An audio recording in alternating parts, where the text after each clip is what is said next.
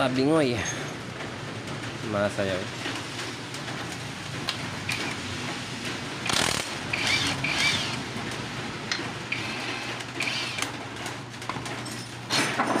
Okay naman dito, malinis. Ito nga lang, yun lang. Tabingi. Nice! Oh, happy birthday! Yun, no? Regalo. Surprise talaga yan pagka ganyan. Ang sarap niyan. Ang sarap talaga niyan. GBT. GBT, GBT. GBT, GBT. Tapos yung brake master ni Bossing. Sarili niyang pyesa. Lupit. S1FL. Bagong-bago ni RCB. Tapos shock ni Bossing. Suspension. RCB din to sigurado. Mamaya pakita ko sa inyo mga boss. Kita ko sa inyo. So palitan si sir ng disc brake dito sa pinaka-rear. Wala eh. Suwangit eh. Uy, uy, uy, uy, uy, uy. Pulang-pula. Tapos oh. S1FL pa oh. Tapos GBT. GBT, GBT. GBT. Nakita yung ano niya lang ha. Stop na ito isa. Tapos mo siya na-display? Oo, natin nakabit ito. Nakabit ko na sa likod niya, yung bago? Oo, yung bago sa likod. Nawawa ito ah. May takip ba yung ano niya? May takip na? Meron. Ano na? Okay. So, Nawawa yung tapos ko yan.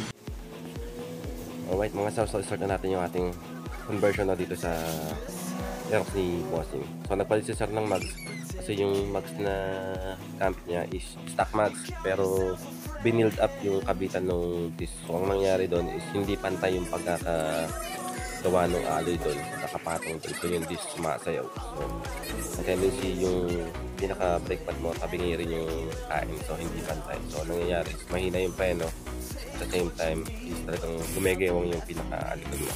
Itong ating conversion, bolt-on, precise na precise yung sukat, and syempre yung mga pyesa na ginagamit natin dyan is RCB mo. Right? So mga boss, ito yung mags dati ni Bossing, mga sa naka-install dito. So yan yung pinaka-rotor disposition. So ang problema nga dito is gumegewang yung pinaka-built-in ng kabitan ng pinaka-disc. So tendency is sumasayaw pagka umiikot na yung gulong.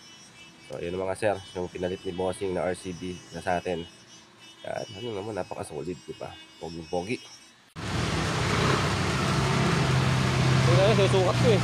So, yung lang pag mga ganyan, kasi pag mga ganyan talaga hindi mo mag-perfect eh. Ganda lang rin. Kitang-kita.